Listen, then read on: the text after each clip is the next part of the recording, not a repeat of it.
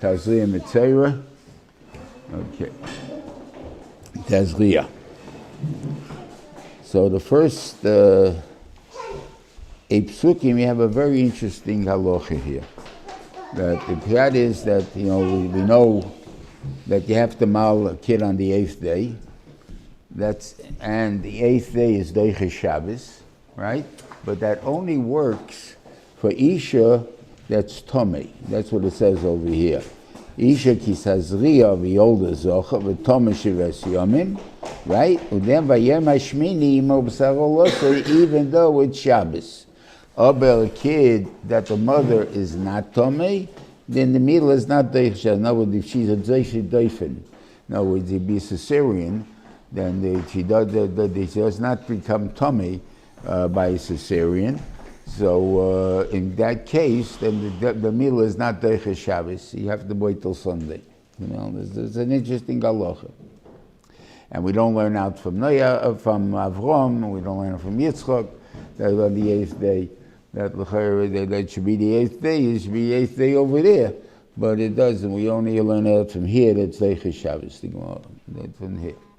So the Rosh Hashiva said that the reason for that is a person that knows he's Tomei, so he knows he can make an error. That's what Tomei means. We're not meaning, thank you. We don't mean Tomei just because he's Tomei. But the idea of Tomei is a point that a person is not right in everything that he does. So he can make an error. If a person knows he can make an error, then he's going to be extra careful. So in that case, we don't have to worry about it. When a guy gets too much confidence in the thing there, and he doesn't have any errors, and he says, I can do this operation with my hands tied behind my back, then you know that's a sakone, because he may not be able to do it. He thinks he can do it. He's so sure of himself, but because he's sure of himself, he's not going to be as careful as he should be. And this actually happened, I think, with Rosh Hashiva Zatzal. Whatever doctor, even though he Be'etzim didn't hold that it should be done like that, but he never argued with the doctor. So the doctor told him, was a former doctor, and he told him, you're in the hospital already, they're monitoring you. The guy that makes what do you call it, heart pacemakers. They make pacemakers. Is a guy who did 10,000 of them already. He's on vacation, the guy, and the Jew, he only made a few hundred. So wait for the guy already, okay? Which was the Rosh Hashiva would never have done that, and he was mikabel. That was the reason that it failed. Anyway, the doctor came and apologized to him. He says the first time it ever happened to him, and the Rosh Hashiva told him that's why. Because he was so sure that can't go wrong, nothing go wrong, I'm so perfect. And the thing there, that's just to teach a lesson sometimes. Why did it have to be to me? That was the reason that the shot is because I waited for the guy. I should have done it with the Yid, because that's the way I held. The Emes, the doctor is the Rebbeinu Shalom. The Reuven is only the God. Anybody else is only a Shliach. So therefore, as long as you're a mumche, you're a guy that's your business, and you're able and you're successful and everything else there, then I don't have to wait for anybody better, or there's no such thing as a bigger doctor in that sense. Because the weaker doctor is the Rebbeinu Shalom. So therefore, that's his shita, and so therefore, Memele, he should have gone with the Yid. He did it because the doctor told him, no, you should wait for this. So then I'm not going to argue with you. But Lamaisa, and then saying that he definitely felt that was what would happen in the end. Okay.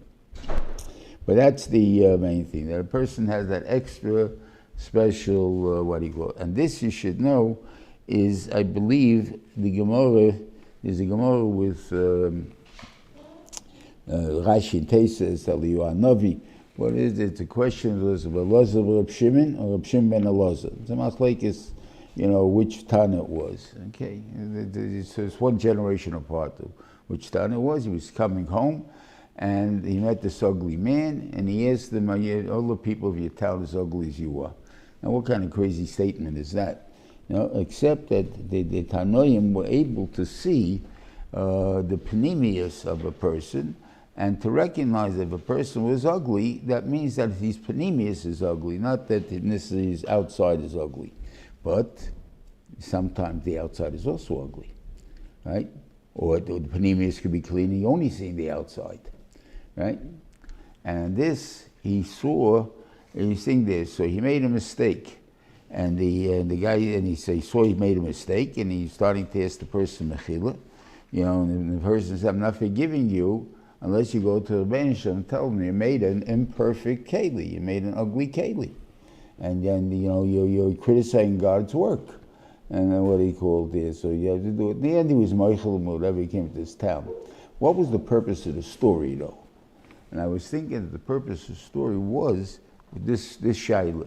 In other words, people think, and they usually have this by menalim, you have this thing, I can tell you if that kid's a good kid in 2 seconds. Never saw the kid before, coming in for a bechina, an interview, and I can tell you if I'm taking him or not in 2 seconds because I know right away if he's good or no good. That is wrong. There's no such thing. You can say, I'm pretty right, I'm 97% right, but I can't guarantee that I'm 100% right. And that's the point. And you'll see that nobody wants to go for 100%. Everybody's satisfied at 97%.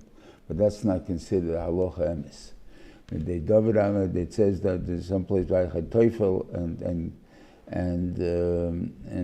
Doyeg never paskin the din emes in their lives. What do you mean didn't paskin din emes in their lives? Teufel says the matzas Teufel katzas Hashem ve'itzahi, like he spoke like Purim v'tumim.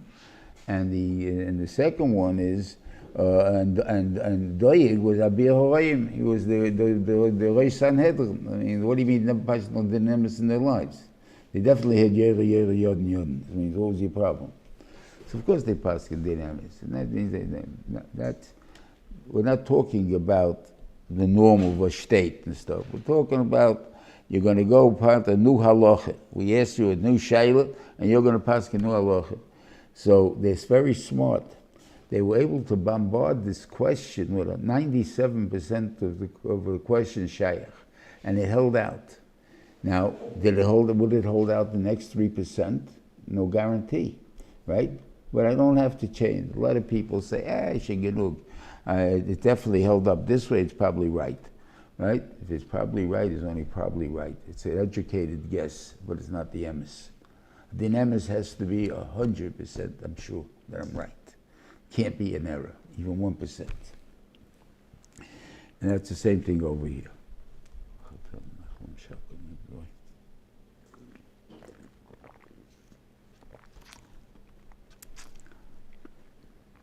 Okay, then he goes to Ben Abaz, so then he should bring, so what are you supposed to bring when you become Toher? So you bring a keves ben shnosei, you bring a sheep, right? And then it says what happens, you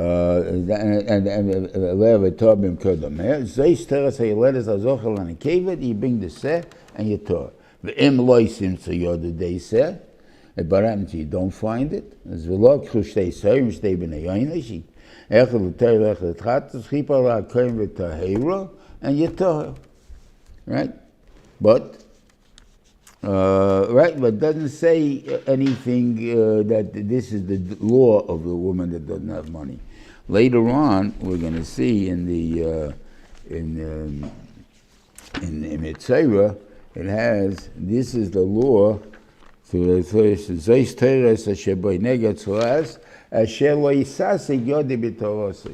this is the law of someone who doesn't have. The nafka is, the halacha is, it's brought down, is that in the case where an oni is started to bring his korbanos, and he brought the first korban as an oni, then even if he becomes rich in the middle, he finishes the korban and he has to bring as an oni. Right? On the other hand, if she's a yoledis and she brought shnei seichim, she already brought them, and she becomes rich, she has to bring a seh. She has to bring a second korban as a seh. So mashma, it's not a full kapora. The kapora is only a seh. The other one to be toher, we'll make it toher with 2 birds. But that's not the way it's supposed to be. So it could be, it's not her fault, she has no money, the husband's the cheapskate. Well, all the halachas could be, maybe that's how we get into tzaras right away. In other words, the husband shouldn't be a cheapskate in that sense, and because that's of Tzolasayin is one of the things that tzaras comes, and therefore that brings them down halachas of tzaras. I don't know. Now, basically, tzaras, inside the real translation of tzaras is leprosy. Now, it's not the tumah of tzaras. It could be its tumah also, because it may have all this monim of the lower, that the skin looks as a different a different color, a different pigmentation, and according to the Mishnayos in Goyim, so these laws only apply to Jews or people of, I guess, the Shemites, as we call them. The Semites is that they are Mediterranean colored, which they're olive skinned. And olive skinned, there's a din of white named there. On the other hand, if you have Gerim from Yefes or Gerim from Chom, which they're black or white, then there's no laws of Nagiya because it doesn't show up so much, or even a lighter color will come out as a white, and then when it's a black, and a white is not going to be nikkur at all against the white skin. So therefore, those things are not tamei at all. They're not tamei. This only applies to us, obviously. So then, if we're talking about the Rebbein Shem made this inyan of neged tzaras, and it's a reason for it. The reason, let's say a good point of the reason. In other words, in one reason, Bizman hazeh, we can have machlekes in divorce cases for sure. It's like that, where there's a lot of lashon hara from both sides and stuff like that. There, who's right? Who's telling the truth? We don't know, right? Abel, in the time of the Beis Hamikdash, at the time when they had the korbanos and stuff like that, we knew klo who was right and wrong, because the tzaras will come to the one that's a liar, or saying lashon hara without just to harm the guy, not defending it. Wherever the halacha lashon hara will come out, and the one guy will not say anything, the other will say all the what he calls and stuff like that. And the Onishim will come out to him. So there's an inyan, a very good inyan of why it happens, because people are afraid of becoming a tzaras. Not they're afraid of getting tzaras, because right now when it's not a disease, it's a discoloration of the skin. That's all it is. So big deal. So what's a big deal if I have a discoloration, right? The thing is, but everybody I'm a liar. Everyone's going to know I'm a lashon hara. Everyone knows I'm the guy in the wrong. So that's the embarrassment. So people won't talk about bad things. They won't say things that are lashon hara because they don't want this to happen to them. So they won't do it. And the thing over there. So, but Shaila, so then where's this protection for a ger? For this, I think that could be that the tzaras also enclosed, and in the bayis, even though the bayis will see the machlekes, if it could even exist such a thing, but that we'll talk about that. But definitely in the clothes there is such halacha that there's a tzaras in clothes, and that will happen to them, and that was they'll have a hefsed there, and they will be able to. You can hide it, you can try to hide it, but that's what the thing, and it says in Parshas Kiseitze that Yisham alcha b'negad tzaras. Why? Because remember what I did to Miriam, I made her white from head to toe. So even though she tore her, everybody knows who we're talking about. In other words, you can't hide it. You want to put the color, discoloration under your clothes. Not mechuyev to show it, under my arm. Nobody knows. I wear long sleeve shirts. So what do I have to admit it for? I don't want to admit and be in the wrong. I said, don't play around. Admit it, become tummy, go sing there, and call out that you're tummy, you were wrong, do your tshuva, and because if I want to, I can make everybody know about it anyway, so it doesn't make a difference. So no one will think I'd so less. Okay. Okay, this is basically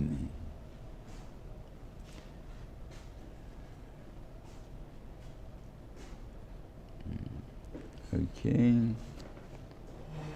So this is the rest of the halachas of tzoras. We're gonna go with whatever it is. They're complicated and they're not, and it's an interesting halacha also. That b'yetzem, the tumah depends on the divrei of the kohen. In other words, if the kohen, as long as he doesn't say you're tamei, you're not tamei. Everything is a metzias.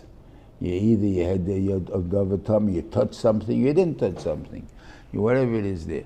Aber in the case of tzoras, it's otoli and the kohen.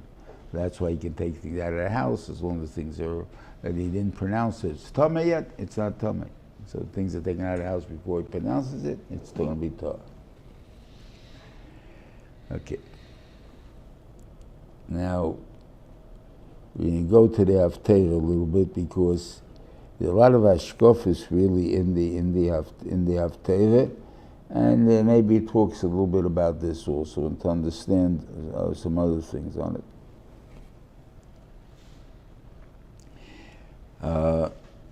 It starts off, which l'chayra psukim, that doesn't seem to have anything to do with the Haftarah. The main Haftarah seems to be about Naaman, who had tzoras, and he came to Elisha to be cured from it. Okay, and he gets cured, so that we understand. We're talking about tzoras, we're talking about things, and maybe what's it got to do with anything. That's talking about leprosy, not talking about tzoras. The tumah thing, the halachas of tumah we're not talking about, so why is it even mentioned about it? I guess, in a way, maybe you can talk about, you have a case of, so what tzoras could we have brought in as Haftarah?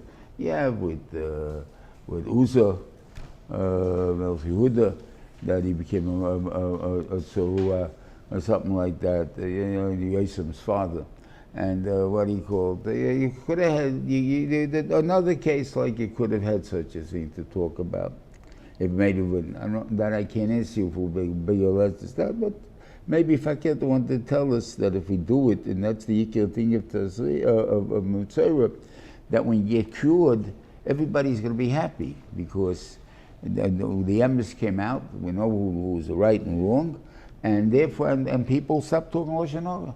So it's a fantastic, good thing. So in the case of Naaman, it also comes out right in the sense, not for as far as Lashon Hara goes, but it comes out as far as Avodah Zorah goes, or whatever it is. We'll talk about the Haftarah in a second. Okay, but it starts off with 3 psukim that have to do with a guy comes from a town. He brings 20 little loaves of bread, like I would say, like rolls, like lechem soirim, which is an inferior type thing there, whatever it is there, and he has 100 bnei neviim.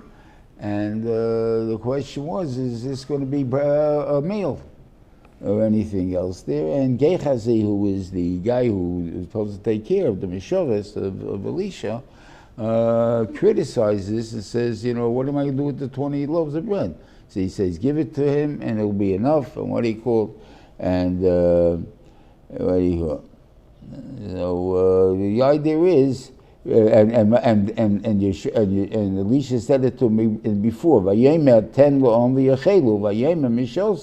What's the point of giving it? It's not going to be enough. So he says, I'm telling you it's going to be enough, and then he listened. But the first thing, he argued with the Navi. So it could be he has a Solasayan, like 20, you tell me it's going to be enough, and I don't see it, so I don't agree with you, and I have an argument, so maybe for that, come then the tzoras also, because in the end he gets tzoras. That's God, they're not brought down. It's interesting. We have 2 haftarahs here, and they're one next to the other, and the story about Gehazi is not in either one of them. Okay, so we'll talk about in this thing, what happened over here.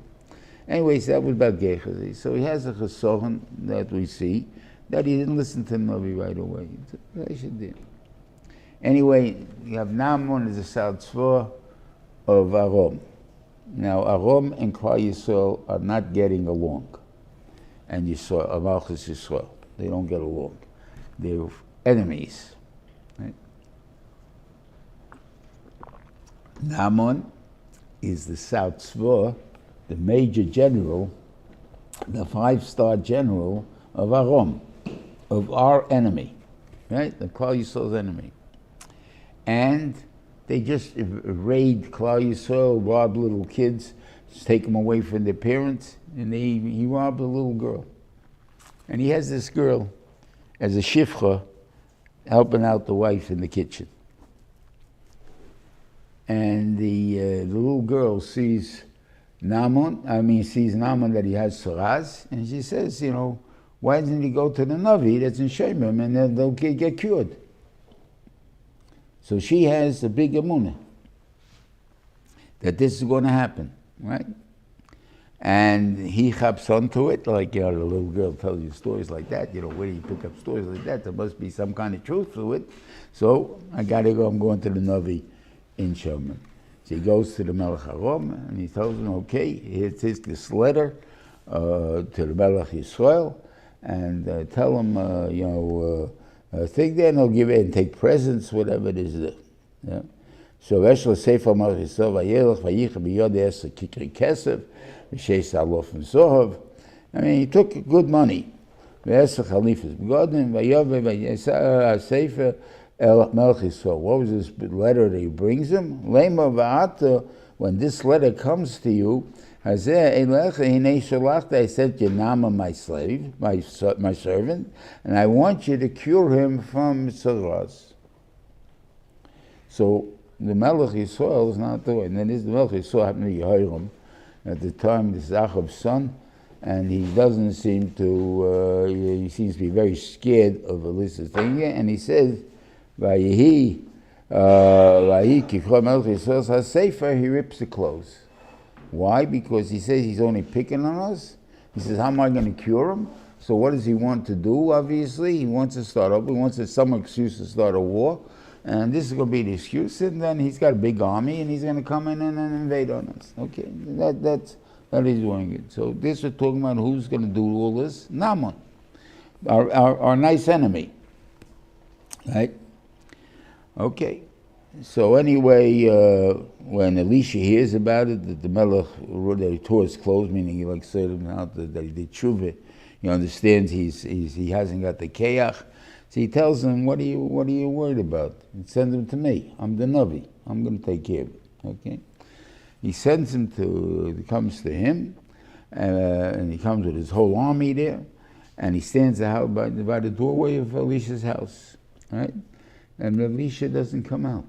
He sends a messenger. Go tell him, go wash yourself 7 times in the Yarden. I guess he means just dunk yourself 7 times in the Yarden. And your skin will be like a baby. You'll be clean, and you'll be tahor. You'll be fine. He blows his stack. What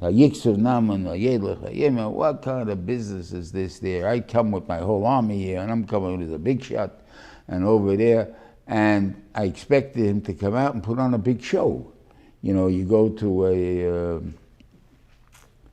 what do they call these guys? The guys who have big tents and with a sea. Circus? Huh? A circus? A circus? Not a circus. He pretend he's going to cure everybody.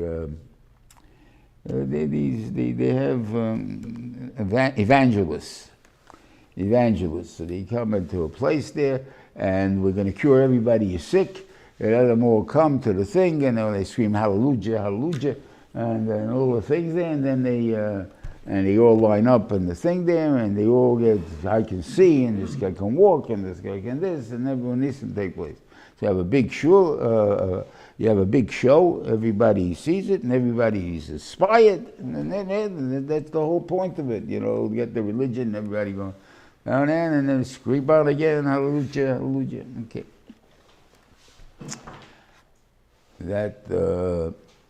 That's what he expected him to do. He expected him to come out, put his hand on the thing, call up to God, and move his hand away, and as he's doing that, all the saras takes away, and it'll be a great, great show.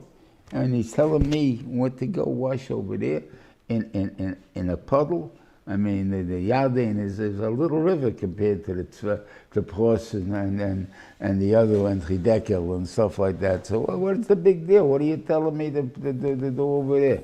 Right? Okay. So anyway, one of his soldiers says, what big difference is it? So you go swimming here. It's a little puddle, you're right, but then you see what happens. And he went, and all of a sudden, he came in, and his skin became pure and clean. And all of a sudden, he says, I'm going back now to the king, to the Navi. Right? And the whole one, and he stood there and he said, now I know there's no God anywhere in the world except God, by Klal Yisrael, the God of Israel, the only God in the world. What did he see in this thing that he was so impressed? And he's coming here to be cured, right? He intended to be cured because he got the story, he's bringing the money, he's got a letter from the king, he's making an international incident here, and he expects to be cured. So what is it when he's cured? So why is all of a sudden is he big and impressed? That's what he intended to happen anyway. The pshat is like this. He expected a big show. Why do I need a show? I need a show because I want to show you the power of what is something. So you see the power impresses you about other things. What about if I don't need to impress the power? It's pashut. Sei gesund. That's enough. A bracha, whatever it is, the tzivah of the Navi. And it happens. That's a bigger impression after you realize it. In the beginning, you don't realize it. The guy told me, sei gesund, big deal. What does that mean? All of a sudden, I find I'm well. And it's a big thing. Did he really tell me that? Big deal? Is that really what it meant? I become that by itself, this and that. I don't really have a thing there. But he understood, if you have a God, you have to have a relationship with the God. The God means something. It's not just there's a power out there that every 20 years you call on him, and the rest of the time you do what you want and you do everything else. No, there's a God. He controls everything and stuff like that. If that's the case, so you're always involved with him. So I don't have to put on shows. I get into my corner, I daven Shemon, and that's it. I don't have to do any more than that. That's how you deal with a God that's your God. And then when he sees that works, that he sends me out a message, what he thinks, it didn't mean that was an insult to me. Like, it's so pashut. I don't got to go out and make a show out of it. I just told you what you got to do. So I sent you out a message, what you got to do. So what's your problem? He wanted to give you that derech eretz, tell us you're an emissary of an enemy. Okay, maybe I didn't want to do that. Whatever it is, I was busy. I don't know what you wanted to do. But what are you getting upset about? That's what he saw. He went in. That's when he went. Okay? And he just says that he's a ger, not a ger tzedek. He does not become about a ger. He becomes a ger toshav. Now, he doesn't know any more about his own in his life and stuff like that. He's still the enemy's general. Didn't go away from being the enemy's general. And he's going to wage war in the future against Klal Yisrael. Right? Which is in the next haftarah, which we'll get to. He's having that war pretty fast. But in between these haftarahs is a story that when Gehazi saw this, it hurt him very much. I mean, and let's understand why he hurt him. I don't know if he lost any relatives or anything to Aram, but he is the enemy of Klal Yisrael. You got him in your hands. You could make him pay for what he did, for what you did for him. And he'd gladly give it to you. It's not you're not even hurting him. He wants to give it to you. So why don't you take anything from him? Why are you letting him go away free without it costing him a penny? It bothered him. So what did he do? He concocts a story, and he goes that Elisha sends him, and he had these poor students came, and they need some clothes, and he usually gives them his clothes for them, and whatever it is there, whatever it is there, and of course Elisha knows it because he's a Navi, and he calls in Gehazi, and he kicks Gehazi out, and he's Mishtei Yadayim, Erachke Mishtei Yadayim, and he becomes a Soras instead of him and his children, which is next Haftarah, instead of Naaman. That's the story. You gotta understand that story too. In other words, we're talking about, first of all, we have to understand who Gehazi really is. Gehazi is the guy, he is the Mishores of Elisha. In other words, he's the number one Talmud, if you want to call it, or he's in the power or position of power. Now, this is important maybe to learn from here, that a guy being in a position of power by a Rebbe doesn't mean that's the greatest guy that the Rebbe has.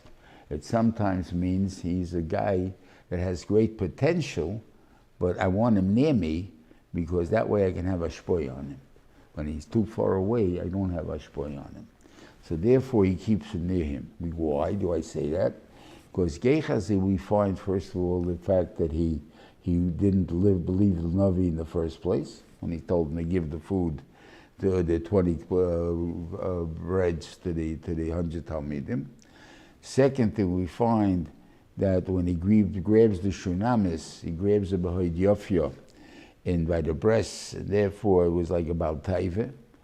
And when he was making the child alive, by the Ben HaShunamis, he went and he was telling everybody that's what he's going to do. Either he was doing it with Lashon's kidding, I'm going to make him alive, like as a joke on him, which is against him believing the Navi. Or, on the other hand, when the Navi told him don't talk to anybody, he was bragging about it, and that itself. So he said about Gaiva, about Taiva, and a Kaifa. Alla milas he has. And you don't find that Elisha tosses him out. He keeps him as a Talmud. And he works with him. And he still leaves him in a job as Misholsov. Why? Because he wants to have a shpoy on him. That's my job. My job is to help a Talmud who has shaylas of kfira, who has shaylas of gaive, who midas royes, who have taive, whatever it is thing did. And that's my job. I got to try and help the guy to become a good guy. So what made him get angry now? The thing is, now you don't listen to me. Now you think you're the Rebbe. He tells me you're a Talmud, and you listen, so then I just got to keep teaching you. What can I do? You don't absorb it every time, because I'll push it. I have to chazu with you. But okay, but somewhere along the line we're going to get there. But if you deny me as being the Rebbe, if all of a sudden you have an opinion that's bigger than my opinion, and you think you're more right than my opinion, then I don't have it, and then you're not my Talmud anymore. Out. The Torah is that even in such a case, the Rebbe has no right to throw you out. Completely. I can mirachik you, I can even throw you out. But I have to keep like the Avram Avinu throw Yishmael out of his house, right? But he still kept the relationship with him. Didn't forget about him in the thing over there. So lately you have, so somewhere along the line, when Yishmael does shuvah or whatever he does, he takes it back into the house. He carve him again and stuff like that. He becomes part of the message, part of the family and stuff like that. That is fine. But the Merachim Mishtei Yadayim, that was what was wrong about it. But the reason he was Merachik him was because there's no more purpose of me. How am I going to have influence on him if he doesn't listen? I'm the Rebbe, and he feels he knows as much as me, and so on. That is the Hason of now we'll get to the other Haftarah soon, and the other thing. Okay. Anyway, next Parsha Metzora starts off with having to whatever you call the Torah you bring. You have to bring all these korbanos, and there's, as they say, there's the one bar if you're rich, there's one korbanos if you're poor, and you have it. Why they touch it?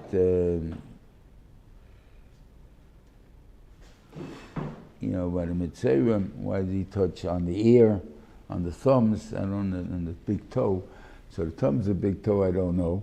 But I was by an ear doctor yesterday, and he said to me, because you shouldn't hear any bad things in Lashon Hara. So that's why it's over there. I put it on the ear. Okay, good. I didn't give me the answer for the thumbs, so I don't know if that's the real reason. But the idea is that this was part of the avodah of the Torah. Okay? Okay, and here we said if he's poor, meaning all of a sudden there's a new halacha, as I said there, that you bring the two birds, and zeis Torah shaboy neged saras, asher leisase yod v'toras. This is just Torah's, that's the law of the person. Okay.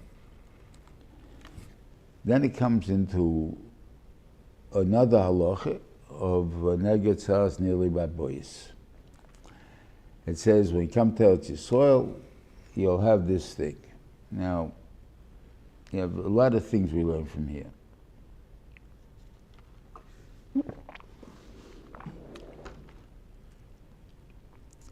First of all, there's a machlekes in the Gemara if it could happen or not. This happens to be one of the three cases that there's at least one Tana that holds it can't happen. That is Nega Nili Baboyis, Ira Nidachas, and Ben Seir Meira. Those are the three that there's at least one Mandiyoma that holds it can't happen. So therefore, that's a thing there. So the Gemara asks, so why we're learning it for? I say, you have a kashi. Mainly, you have a little Torah, so good. You have to fill up what are you going to learn during this month if you don't learn some extra stuff, because you finish in 2 months, you finish with the whole Torah. So you got to give you some more mitzvahs, right? But else we'll never finish what we got. So why are you giving me extra stuff, right? And Lavos because the lessons that it's teaching us, the Reishu, Mekabel Schar, are so important that we have to know. So you have to understand that it's called a classical case. A classical case teaches up a thing the way it is. I give you a mushroom in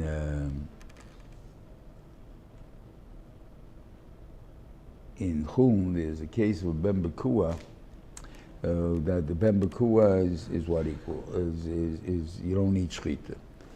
So they want to know what makes ois Ben Bekua when it goes into the street or when it leaves the mother. Okay, so they have a case like this: 2 cows laying next to each other, where the rechem is touching the other one's rechem. Now remember, one is pregnant and one is not pregnant. The one is not pregnant, then the rechem is a very small sack, right? Nobody's going to catch into there, right? But they give you the case that this little calf came out of the cow and walked into and got in somehow into the other rechem and is in there, but never went into the outside. Is that also a Ben Bekua or not? Okay? Right, you're crazy, it can't happen. You're right, it can't happen. But by clearing the shaila in this way, we know the answer. If we say that it is a Ben Bekua, then we know as long as it didn't see the outside, it's still considered Ben Bekua.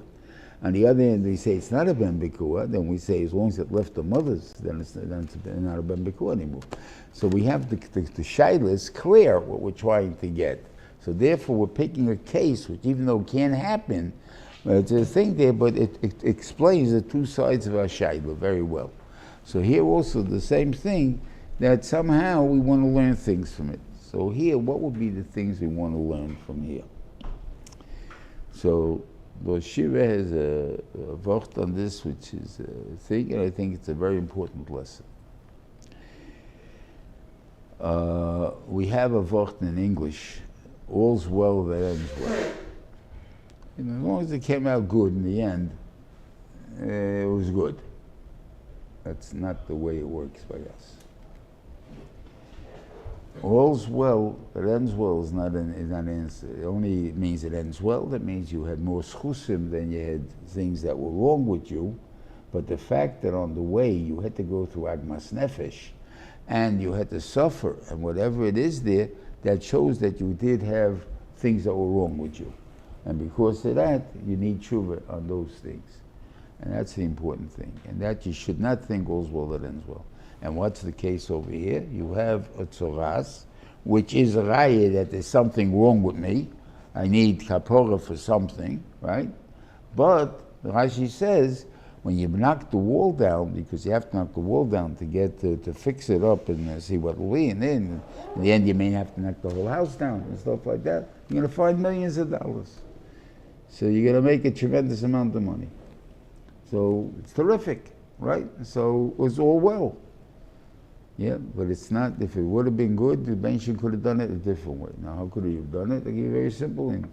The guy got triplets. He needs to have a bigger nursery or anything this. He has to knock the wall down and make 2 rooms into 1, right? And then that wall is all the money. So what do you have to knock down the house because of the tzaras? I knock the house down because I'm redecorating the house. It's making an house a thing. I spend money for that.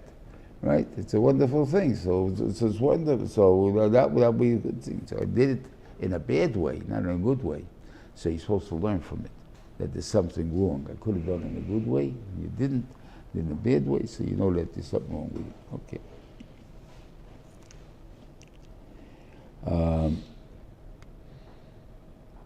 So the shayla now becomes, whose money was this? This money is the Amoroyim, the Canaanim used to put their money in the walls. Well, they think they, I mean, I guess, you know, they were afraid of enemies or whatever it is, or you didn't have a bank account, so instead of going out and digging a hole in the ground, they stuck it on the wall.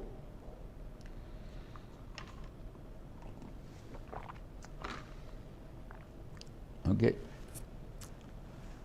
Why wasn't it belonging to the first yid that had that captured this house? I mean, if it, let's say it's about the Ori Chayma, so then it becomes sold. You can actually sell about the Ori Chayma. So let's say this is the 5th owner on the house. So it should belong all the way to find who's the first guy that owned this, who when they captured El Yisrael. And it belongs to him and his kids. And so like, no. No one knew about it. It's not theirs. Even though it was in their property. But they didn't know to make a kinyan on it, that they want their property to be kinder, it's not theirs. We learned this out from Efron and Avram by the Meos Machpelah. He doesn't tell them that they were that Adam and Chava buried there. And what he calls God was he wouldn't sell it. You don't know about it, that's not yours. It's not negated to you. You don't have, if I happen to do some kind of a survey and know there's oil under your house and you don't know it, I'll buy your house. And then I can dig up and I'll dig up and put an oil well on it. But that's me. That's nothing to do with you. You had no reason, but you was a house. That was it. You had no idea what you have in your property. That's not called yours. Maybe this would be a shtick of a riot. I don't know about this. This is a thing that goes. Everybody learned about Metzora in Eilu Metzias, right? The Mishnah says in Eilu Metzias, if a guy finds money that mefuzorim, it belongs to him, right? As long as it was like, you know, siman of how it was set up, he got lost. He got lost it. Why? Why is it his? Because the guy checks in his pocket all the time. Let me ask you, does anyone listening actually know how much money he has in his pocket at the moment, or in his wallet? I don't believe so. And if you have one, it's only because the peculiar mice happened. I had no money. I didn't take anything with me, so I have nothing in my pocket. But to know that I have my wallet and I've done business with it, I went to the store and I did this and how much change and this and that, I have no idea what I would have in my pocket. So how could you say a person checks his pocket every day? Like it doesn't make any sense, right? So I've heard already, I don't know if it's emes, I've heard names some big people in Eretz Yisrael, that they actually claim that the din is not, there's only talking about big money. But small money you're not allowed to keep. Okay, and they said, I don't know if it's true, so I won't even quote you the name that they say the name. But that's what they want to say. It doesn't say that in the Gemara, as far as I'm concerned. Gemara says all money.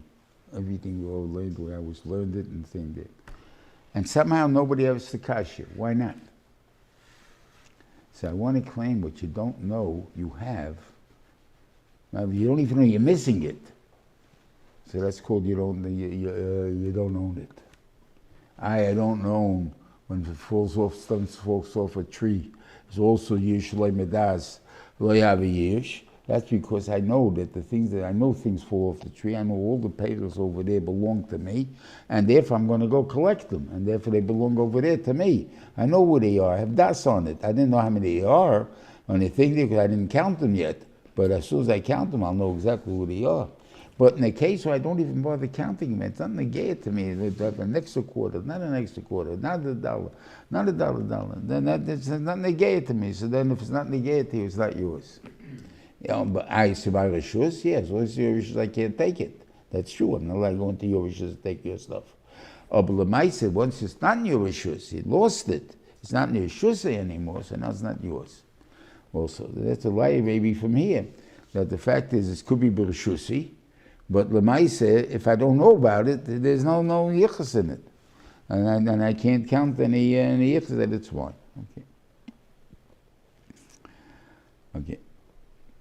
And that's another lesson, I think, from here.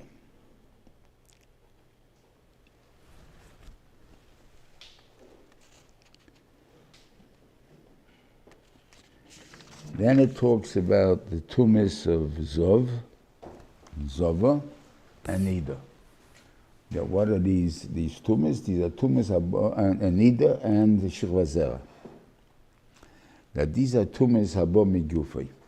And that somehow is a bigger tumah than other tumas. There are two tumas, and it's just as a symbolization why they have such the number of korbanos or the 7 days or things like that. There are tumas that come in bachutz. That means that if you're talking about the tumah being ra, like we were doing it, somehow that's the moshel of tumah, so it comes from the outside.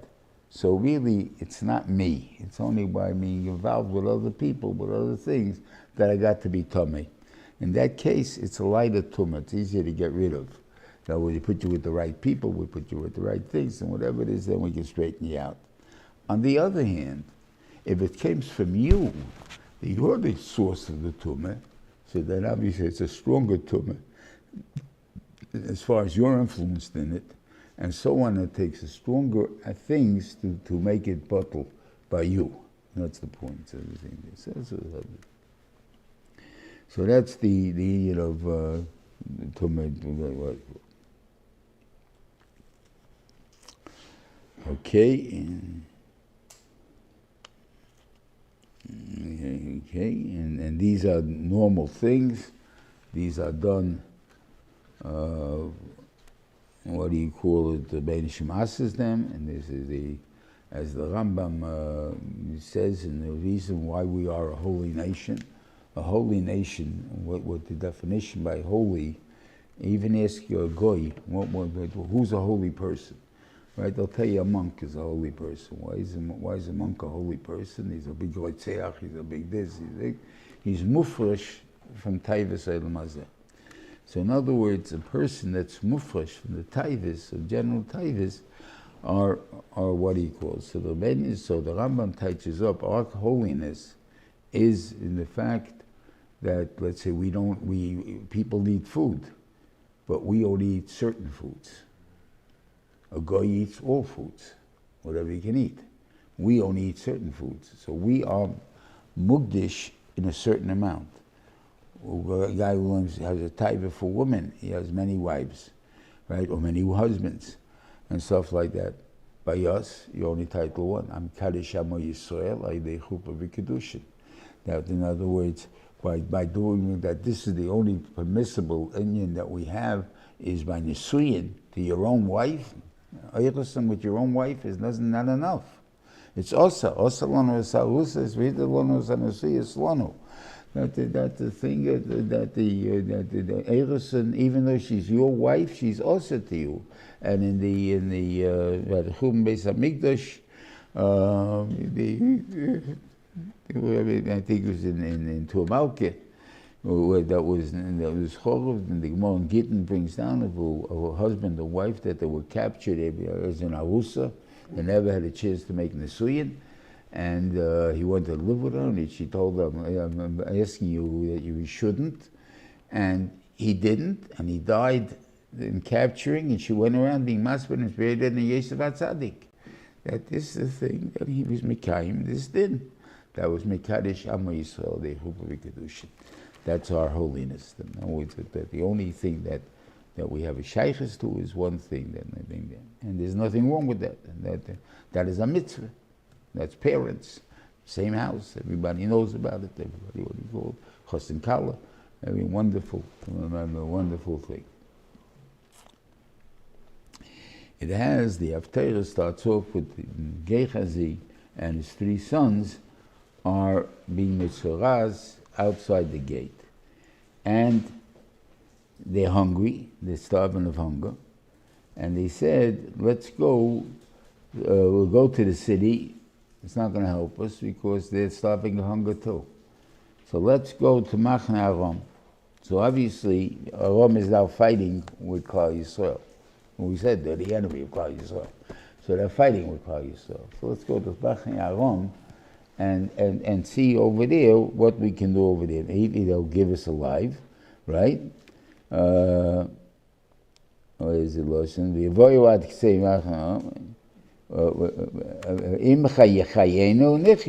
If they'll keep us alive, now they'll feed us, we'll live. And if they'll kill us, we'll die. What's this Torah telling you this? Shiva said, in Yonim of Pikuach Nefesh, when you have to make a decision of whether you put yourself on a line, it has to be a 50-50 chance. If you're still 75-25, you don't do anything. You only thing, but it's 50-50. I can die, I cannot die, but whatever it is there, I got to do something, so then you do it. That's the way Pikuach Nefesh comes in. There is cases where you will have it. I remember when you used to have heart transplants and stuff like that, when there was a shaylev, they killed you first, and then they whatever it is, if you're allowed to do that or not. So the question is that you wait.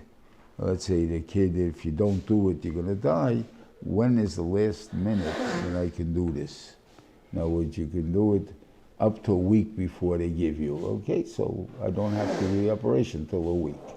And that's when I do the operation. I don't do it 6 months before, because then I may be giving up 6 months of my life that I should not be giving up. But if it's a point that it's that this is it, it's it now. If you pass now, you can't do it anymore. So that's when you do it. Okay? So there's things like that. Okay. And they found the place that the Ben Shul made a nest, and they all ran for their lives, and they left everything as it is, and you have all the food, and all of a sudden, food was so cheap, cheaper than a normal time, and that was what the Sholish, there was the guy that was in charge when the Navi said that tomorrow this is going to happen, that there's going to be in the Shah Shemram, it's going to be a serve what do you call, of wheat, and or 2 saws of barley for a shekel, like the guy laughed at it. So Soilis b'shekel, Masayim Seforim b'shekel. Everyone that the Sholis laughed at it. So even if the Beishim open Arubas HaShemayim, it can't be that cheap. I mean, there's anything done. So the question, of course, always becomes, why was it that cheap, really? I mean, obviously, he's talking about an economical situation. Even when you talk about regular food, a good year, it's not going to be a shekel of a saw for a saw.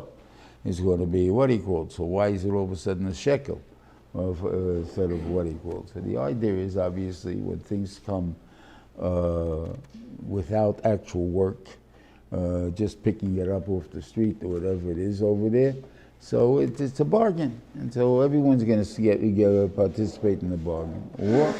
Or pshat is, when in normal economics is when you plant something, you wait for it to grow, and then you have to work it. There's labor involved, there's time involved. So all of these things cost money. On the other hand, you find something, so you sell it for cheaper because there's nothing to give for the things over there. So that's why over here, they were able to sell for that price. But the point was that it was so much, to such a degree, that no one, they weren't even machshav it because this is such a cheap price thing. And because he made fun of it, the Sholish, he gets killed, and he gets trampled trying to stop them, trying to make some kind of order, and the stuff that meaning he saw, in which the Navi told him, you will see with your eyes, but you won't eat from it. In other words, you won't be zeicher to eat, you'll die before then. And that's what happened over there. Okay.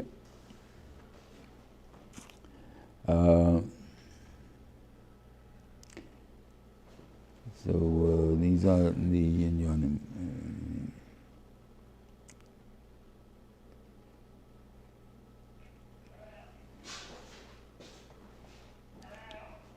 Yeah.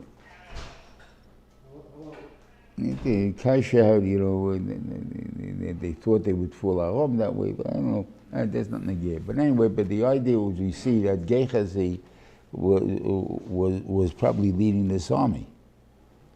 And this is right after, because it's talking about the Abba Metzora, so it happened a year later, half a year later, 2 years later. I don't know when, how many, in the time sequence, I don't know.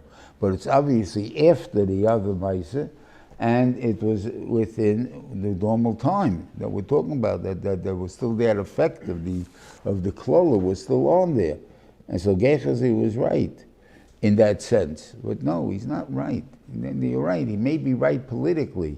We might be right in the thing that this guy is not our friend. He's not going to be our friend. And if he's doing it because he's going to be our friend, that may be not allowed to do. But we, as I said, with Yankiv, with the mice, with Reuven and Yankiv, that he moved the bed, wasn't the pshat that he was sticking up for his mother.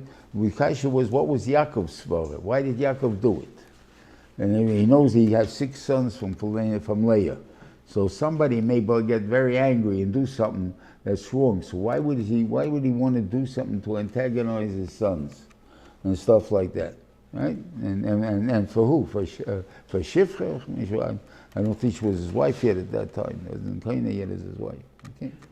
So what's the reason? So I think that was his reason. I don't want anybody, if I put it by Leah, then everybody says she was number 2. As long as Rachel was alive, it was by Rachel. Now it's not by Rachel anymore, it's by Leah, right? So therefore she was number 2. But if I put it by a Shifra, they're not going to say that it's not Shifra's number 2, the number 2. She's a Shifra, so let's lay like up. But now no Shivas by me, and as a wife. So therefore they wouldn't say such a thing. So therefore we are covered to what he called. So why did Reuven make a mistake and think it was an insult? Because he was involved, standing by the argument, by the discussion between Rachel and Leah, by the doyim that he brought. And he saw the way that his mother was talking to Rachel, that you stole my husband, you stole my things, so therefore, to him, she was number 2. Now, at least his mother feels she's number 2. If that's the case, so then he feels it for her, and therefore it was an insult. to what he called. That's what he's done. So here also, the idea we learned from there, now what Reuven was trying to teach us by doing his tshuva and stuff like that, the Gadol Hador makes a statement, does a ma'aser, then we have to listen to it because he has a reason for it. He didn't tell me the reason. He didn't tell me the reason because it's not important for him to tell me the reason. He's the one that's in charge, and I'm not in charge, so therefore he doesn't have to share this reason with me. But L'maaseh, I trust him enough that he's the Gadol Hador, and therefore he has a reason. And that's what they should have trusted Yaakov Avinu. And that's what he does tshuva on, and he says, I was wrong in what I did. And I think, same thing over here.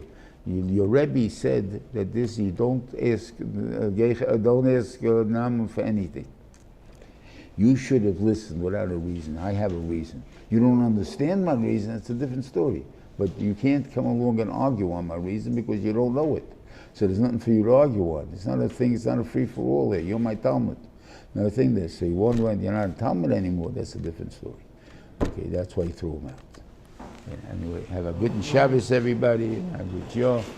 And Metzora, a good Zuma.